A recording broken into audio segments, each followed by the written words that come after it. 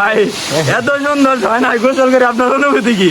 আমার অনুভূতি, আমি এত দূর থেকে আসলাম না, এইখানে না, এটা তো প্রাকৃতিক, ঠিক আছে, এটার একটা ফিলিংস আছে। আপনি খুব সুন্দর ঝর্ণা। হ্যাঁ, আর আলীকদমে এটা তো মনে হয় যে একমাত্র ঝর্ণা, আরো আছে। গোসল করার মধ্যে খুব স্বচ্ছ ইউনিভার্সিটি রয়েছে।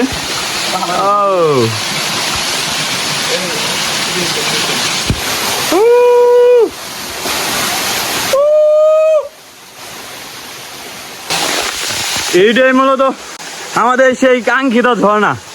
অবশেষে আমরা ঝর্ণার কাছে পৌঁছে গেছি। আর এই দিক থেকে ওই যে আমার টুরিস্ট সদস্য ওনারা আসতেছে। এখন আমরা নিচের দিকে নামতেছি। আর আমরা যে সাউন্ড এখন শুনতে পাচ্ছেন,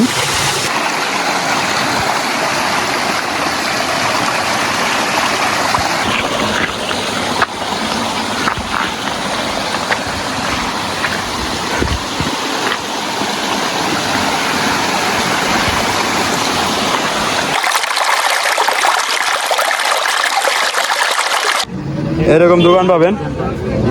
আমরা শশা নিতেছি। এই যে আমাদের ভাই খাওয়া দাওয়া করতেছে। ভাই পেয়ারা স্বাদ কেমন? আমিও তো নিছি।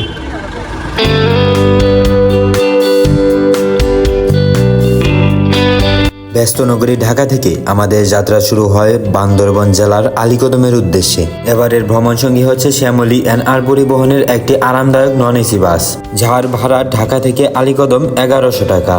মনে রাখবেন, সরাসরি ঢাকা থেকে আলীকদমের উদ্দেশ্যে দুইটি বাস ছেড়ে যায়, একটি হলো হানিফ, অন্যটি হলো শ্যামলী। আর আপনারা চাইলে দেশের যে কোনো স্থান থেকে সহজে চলে আসতে পারেন চকরিয়া। ট্রেন ভ্রমণের মাধ্যমে, নন এসি বাস ভ্রমণের মাধ্যমে বা এসি বাস ভ্রমণের মাধ্যমে যে কোনোভাবে চলে আসতে পারেন চকরিয়া। চকরিয়া থেকে বাস অথবা চাঁদের গাড়ি যোগে চলে যেতে পারেন আলীকদমে। কুমিল্লার একটি সুনামধন্য হোটেলে আমাদের বাস 20 মিনিটের যাত্রা বিরতি দেয়।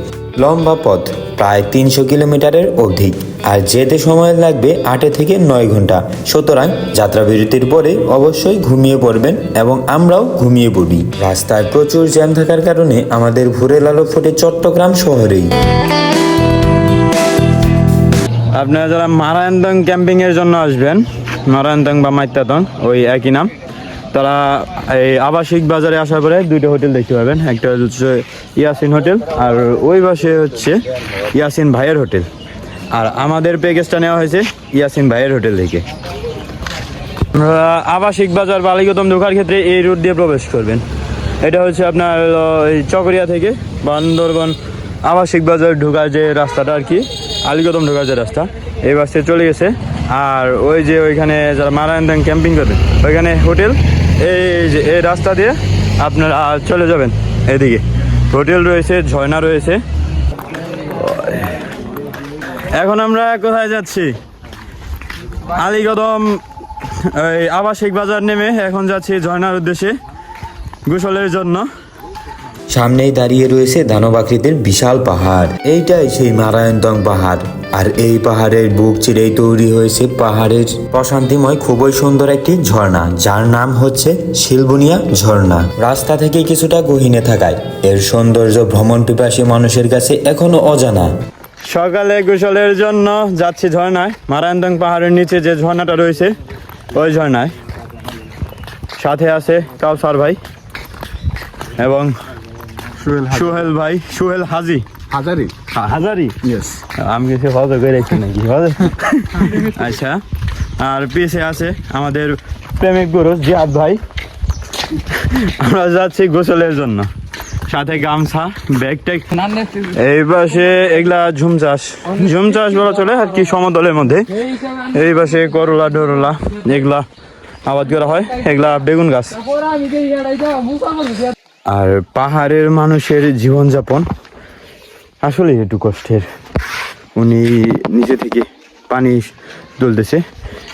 এইখানে কি পানি সংরক্ষণের মানে ওই রকম কোনো ইয়ে আছে, টিউবওয়েল বা মোটর? এগুলা আছে, মোটর আছে। ওই যে উনি যে পানি তুলতেছে নিচে থেকে,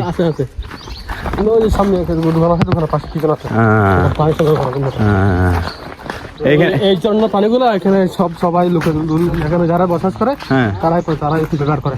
হ্যাঁ, আর কি এখানে যারা লোকাল, এখানে আপনার জানা মতো কতটি পাড়া হতে পারে? এইখানে আদিবাসী আমার পাড়া। আমার গ্রাম মধ্যে প্রায় 30-40টা পার হতে হবে। 30টা 40টা আদিবাসী যে ঘরগুলা এই যে দেখতেছেন, এইটা কিন্তু চমৎকার। মানে এইগুলা দেখতে আসলে এতটা সুন্দর, এই যে হাঁস মুরগি পালন করে এগুলাতে।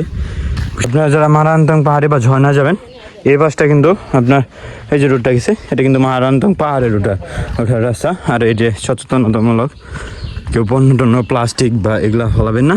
আর এই যে ঝর্ণার যে যাওয়ার রাস্তাটা ঝিরি, এখন আমরা ঝিরি ধরে হাঁটতেছি ঝর্ণা যাওয়ার উদ্দেশ্যে। যারা ঝর্ণায় যাবেন অবশ্যই এই ঝিরি ধরে আসার চেষ্টা করবেন, কারণ এইটা মনে হয় যে একমাত্র রাস্তা যে এই পাশ থেকে ঝিরিতে যাওয়ায়। ঝিরিতে কিন্তু পানি, ঝিরি দিয়ে হাঁটতেছি মিনিট 5 হলো। এই বাসটাতে এই যে ঝিরি দিয়ে সচ্ছল পানিগুলো আজকে সচ্ছলই আছে, বাট ঝিরিতে কতটুকু পাবো জানি না। আর উপরে যে পাইপটা দেখতেছেন, এরা এই ঝিরি থেকে পানি সংগ্রহ করে আপনার খাওয়ার জন্য ব্যবহার করে বা গোসলের জন্য ব্যবহার করে। ঝিরিতে কিন্তু এদিক দিয়ে ওই রকম মহামারী পানি নাই, এই ঝিরির এই বাসটা দিয়ে যাচ্ছে না, বাট মানে মোটামুটি ভালো যাচ্ছে আর কি, গোসলের মতো বা যাওয়ার মতো। এখন বাকিটা পৌঁছানোর পরে দেখবো যে কেমন পানি পাওয়া যায়। যে এখন আমরা যে ঝিরিটাতে যাচ্ছি বা ঝর্ণায় যাচ্ছি, এটি কিন্তু আপনার এই মারায়ন্তং যারা আসবেন তাদের গোসলের জন্য একমাত্র জায়গা, মানে উত্তম একটি জায়গা। এছাড়া কিন্তু আপনার গোসলের জন্য ভালো কোনো জায়গা বা স্পেস পাবেন না।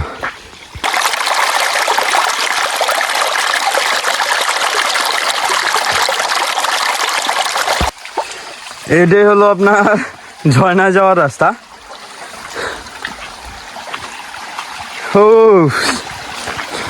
তবে আপনারা চাইলে 2 থেকে 300 টাকার বিনিময়ে গাইড নিয়ে এর ভিতরে প্রবেশ করতে পারেন। এতে আপনাদের জন্য রাস্তা চিনতে খুবই সুবিধা হবে। বলে রাখা ভালো, জায়গাটা কিন্তু খুবই নির্জন। মানে আমার মনে হচ্ছে বিশেষ করে যে ভালো কিছু আছে।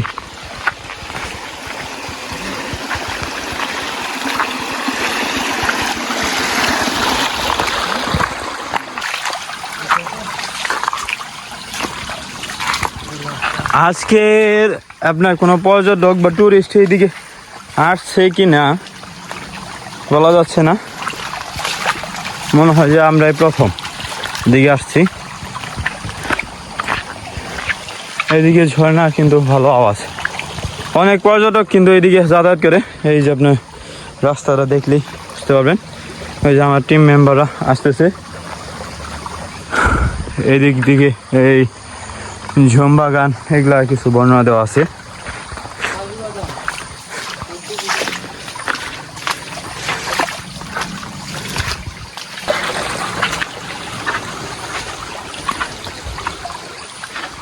খানিকটা সময় হাঁটার পরে আমরা ঝিরি ধরে হাঁটতেছি, প্রায় 30 মিনিট হাঁটার পরে এরকম একটা জায়গায় চলে আসছি।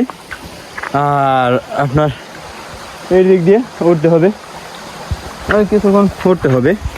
এক দিয়ে পানি নামতেছে, ওই যে ঝিরি বেয়ে পানি নামতেছে। এটা কিন্তু পাহাড়ের একদম গহীনরণ্যে। যদি দেখেন আমার উপরে শুধু গাছ। এটা এরকম একটা জায়গা যেখানে দেখেন এইখানটাতে আপনার 90 ডিগ্রি অ্যাঙ্গেলে দাঁড়ায় দিয়েছে, একদম সোজা। এটা কিন্তু বেশ সচ্ছল একদম।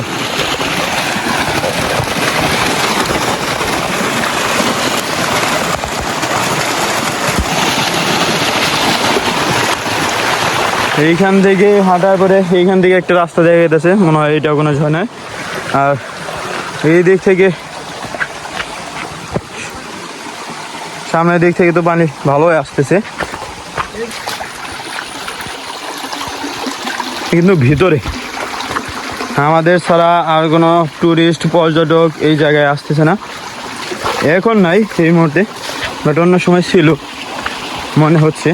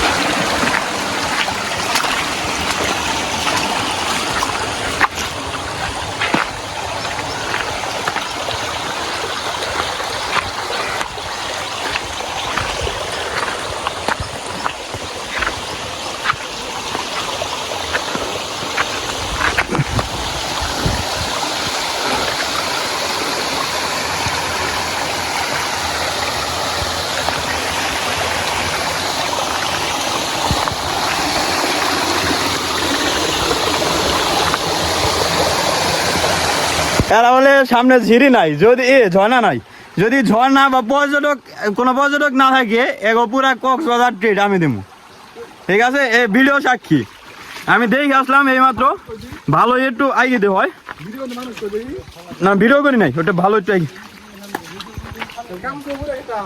না, কাপড় চোপড় পরার মতো কিছু নাই, এই সামনে নেই, মোটামুটি কয়েকজন পর্যটক আসছে আরো। হ্যাঁ ঝর্ণা, বিশাল ঝর্ণা ভাই।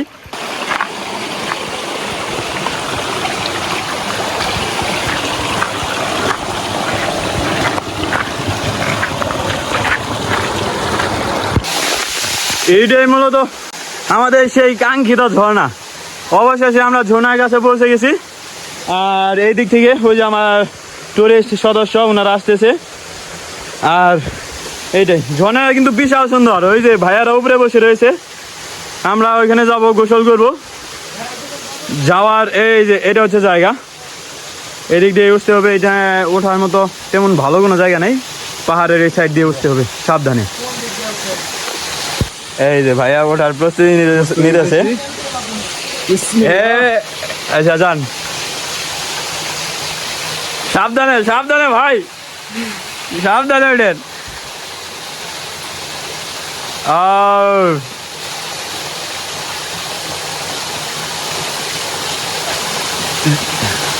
জুতা আগে উপরে রাখা নিতেন নাকি?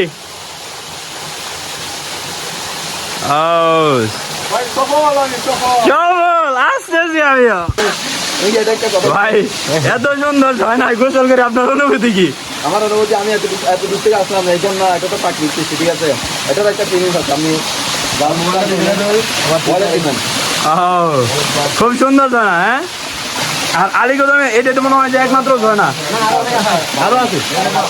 হ্যাঁ, গোসল করার মধ্যে খুব স্বচ্ছ রয়েছে।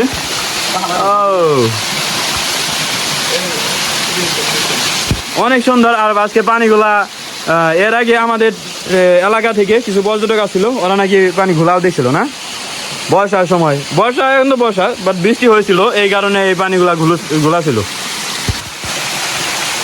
ভাই গোসলে নেমে গেছে আমাদের টিম লিডার, গোসল করবে না কিন্তু গোসলে নেমে গেছে অলরেডি। আসলে এই যে আপনার মারান্দং পাহাড়ের যে ঝর্ণাটা রয়েছে অসম্ভব লেভেলে সুন্দর, বাট বর্ষা যে সময় বৃষ্টি হয় সকালে তাহলে আসবেন না, কারণ বৃষ্টির সময় পানি খোলা থাকে, এইটা তেমনটা ভালো লাগবে না। বাট এখন পরিবেশটা চমৎকার, গোসল করতে পারবেন একদম সেই একের ক।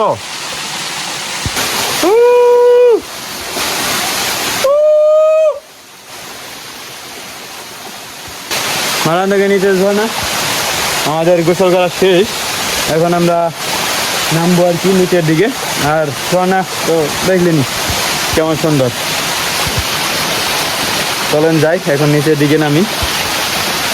প্রায় 1 ঘন্টার মতো ট্রেকিংয়ের পরে আমরা এই জায়গায় আসছি, মারান্দং পাহাড়ের নিচে। এটা এখন আমরা নিচের দিকে নামতেছি, আর আমরা যে সাউন্ডটা এখন শুনতে পাচ্ছেন এইটাই কিন্তু আপনার রক একদম। এখানে যে শব্দটা আছে, ঝর্ণার শব্দ বা ঝিরির শব্দটা এখানে রয়েছে, এইটাই কিন্তু এখানকার একদম অরিজিনাল।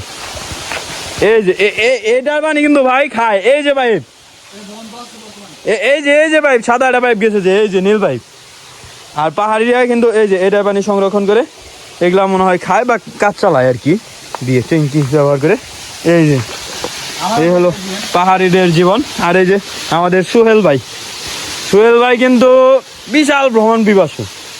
এই যে এই দিক থেকে আমরা আসলাম, ঝর্ণার ভ্রমণ শেষ করে এখন সামনের দিকে চলে যাচ্ছি আর কি, বের হয়ে যাচ্ছি। আমরা এখন যাব আবার আপনার ওই আবাসিক বাজার, ওইখানে ওই যে আমরা যে রেস্টুরেন্ট থেকে প্যাকেজটা বুকিং দিছি, ওই ভাইটার নাম জানি কি, ইয়াসিন ভাইয়ের হোটেলে চলে যাবো এখন খাওয়ার জন্য। দুপুরে ওইখান থেকে খাওয়া দাওয়া করে তারপরে আমরা এই মারান্দং পাহাড়ের দিকে, ওই পাশে আরেকটা, হ্যাঁ এই দিক দিয়ে নিচের দিকটা যাই, নিচের দিকটা সহজ হবে। আপনারা যারা আসবেন এইদিকে তারা অবশ্যই সহজ রাস্তা ব্যবহার করার জন্য চেষ্টা করবেন, উপরের দিক দিয়ে যাওয়া যায়, নিচের দিক দিয়ে যাওয়া যায়। এই যে এরকম। তো দেখা হচ্ছে পরবর্তীতে, পৌঁছানোর পরে দেখা হচ্ছে এরকম দোকান পাবেন। আমরা শশা নিতেছি। এই যে আমাদের ভাই খাওয়া দাওয়া করতেছে। ভাই পেয়ারা স্বাদ কেমন? আমিও তো নিচ্ছি। মিষ্টি মিষ্টি। আর ভাই খায় ওই যে মালটা। ভাই তো বড় লুকস, আর আমরা তো গরিব। আমরা পেয়ারা, এই যে গরিবের আপেল বলে না।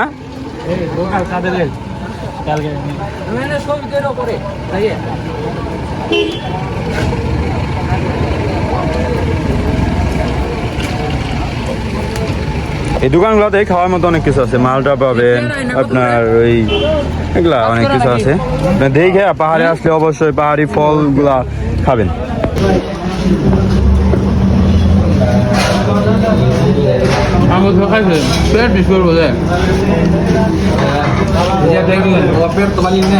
এটা হচ্ছে আপনার প্যাকেজের খাবার। ভাই প্যাকেজের খাবারগুলো কেমন? আপনার ব্যক্তিগতভাবে কেমন লাগলো? অসাধারণ। ভালো আছে না মোটামুটি? প্যাকেজের মধ্যে খাবার কেমন? লেবুর সুস্বাদু, অনেক মিষ্টি। লেবু থেকে সুস্বাদু, অনেক মিষ্টি। ঠিক আছে। তারপরে যে শসা,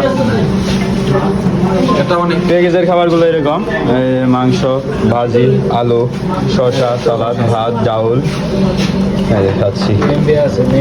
আপনারা যারা মারান্তঙে আসবেন ক্যাম্পিং এর জন্য, বা ওখানে কি কি সুবিধা আছে ভাই? ক্যাম্পিং করতে পারবে, থাকার মতো সুবিধা আছে, খাবারের সুবিধা আছে, রাত্রি যাপনের সুবিধা আছে, ভালো ভিউ আছে। হ্যাঁ, ওইখানে কয় পাশে আপনার এই থাকার জন্য করেন? মেঘের অরণ্য আর হচ্ছে মারান্তং আছে, মারান্তং আছে, মেঘচোরা আছে। মেঘচোরা, মারান্তং হিল ভিউ রিসোর্ট।